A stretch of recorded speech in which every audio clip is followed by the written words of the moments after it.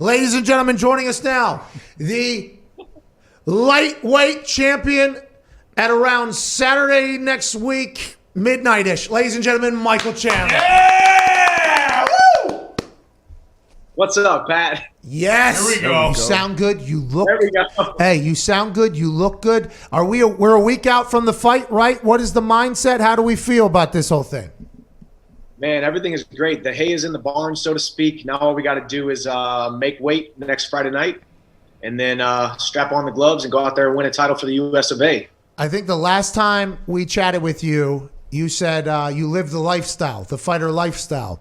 You're all in, the food you eat, the way you train. It doesn't matter if it's a fight camp or not. You're kind of, you don't get ready, you stay ready type thing. Did fight camp change for you? And how hard will it be to get down to make weight? Is that something that with your fighter lifestyle is helped or affected by, or does that always suck for everybody?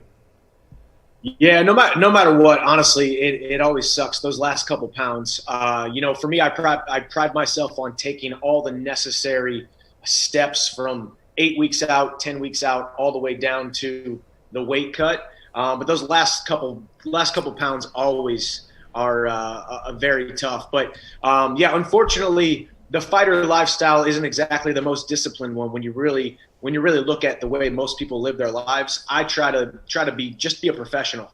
It doesn't matter if you're in the NFL, NBA, mixed martial arts. Just be a professional. Do every single thing that you possibly can correctly, and then things will pay off not only on the field, on the court, in the octagon, but also in things like the weight cut, in things like your business dealings, in things like your contracts. So that's what I've done since day one. And it's worked out pretty well for me. And now let's go get the strap. Let's go! Yeah! Where does that discipline come from? Is that from your wrestling background? I would assume that had a giant impact on you. And also, what are you walking around at normally at this time before a fight?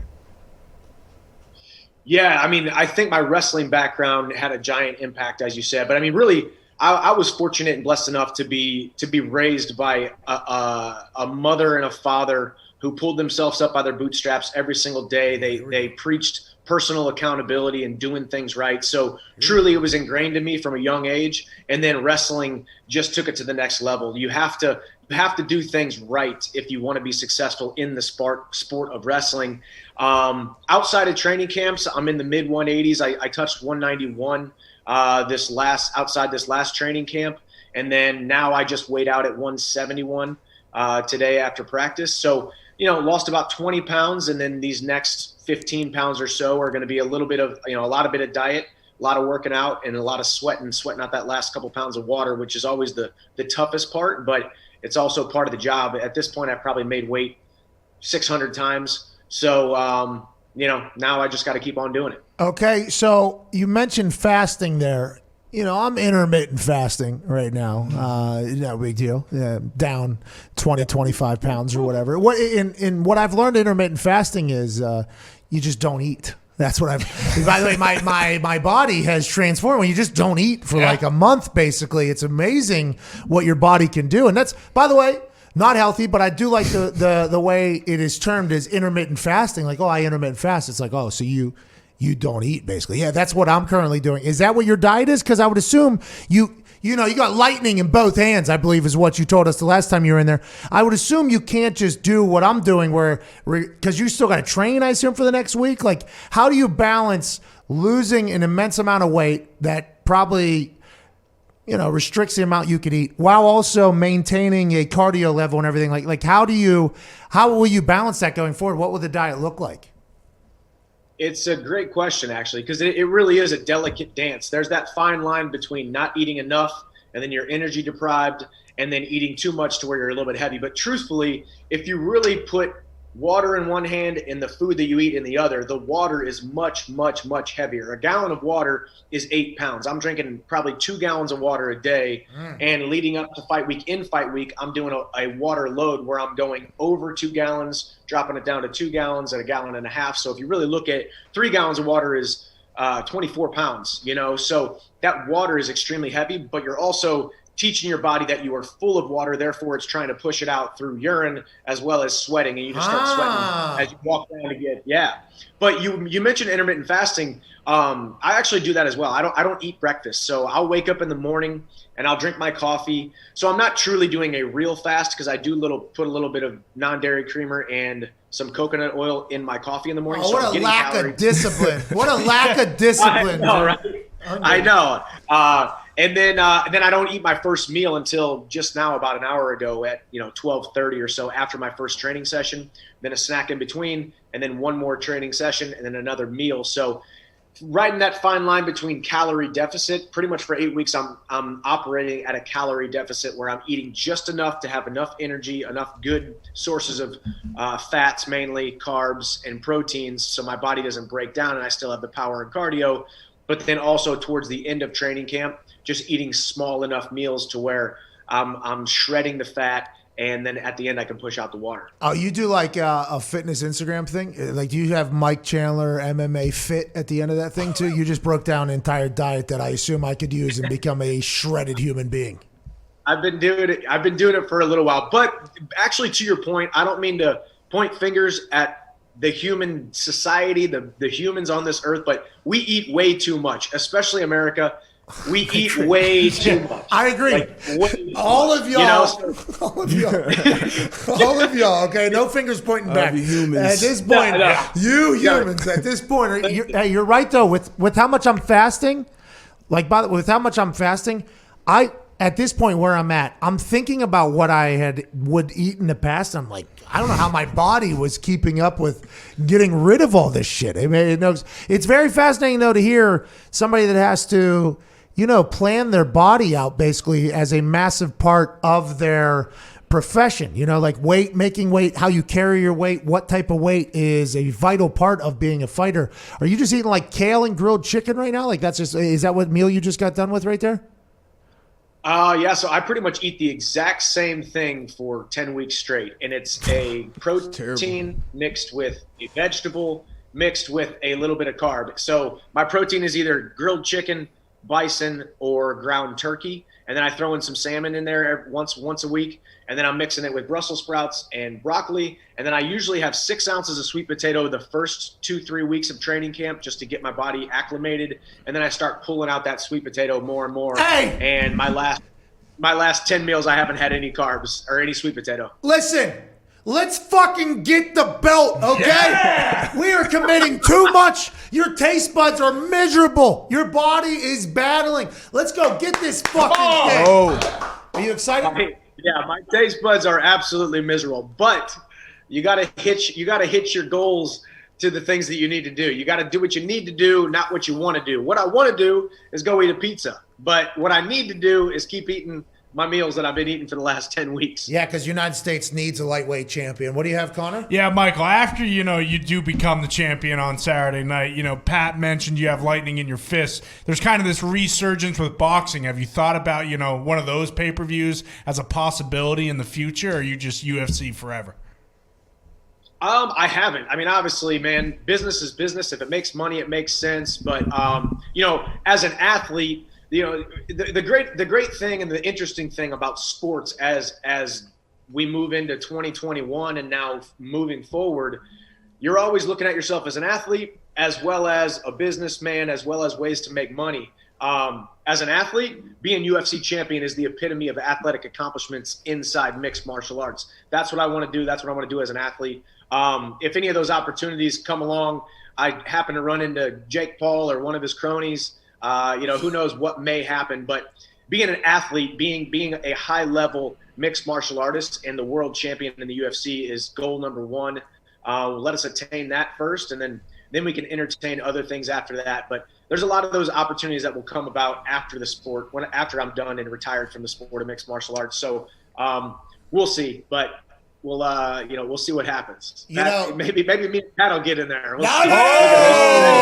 Get ready. Get ready. I'm in the Oculus. I'm just thinking about this whole thing. I was thinking, what's the game plan going in next week? I mean, obviously you can't give everything away because I assume old Charles Oliveira.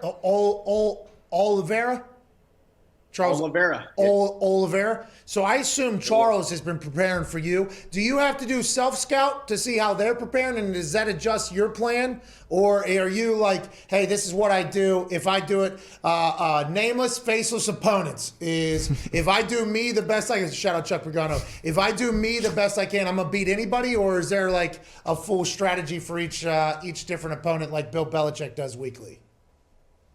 Yeah, I mean, honestly, for me, it's a guy who's my same weight class with 2 arms and 2 legs, who I've competed against now 27 times in mixed martial arts and 1,000 times in wrestling. Hand-to-hand combat, I've been doing it for 21 years. So the basics don't really change.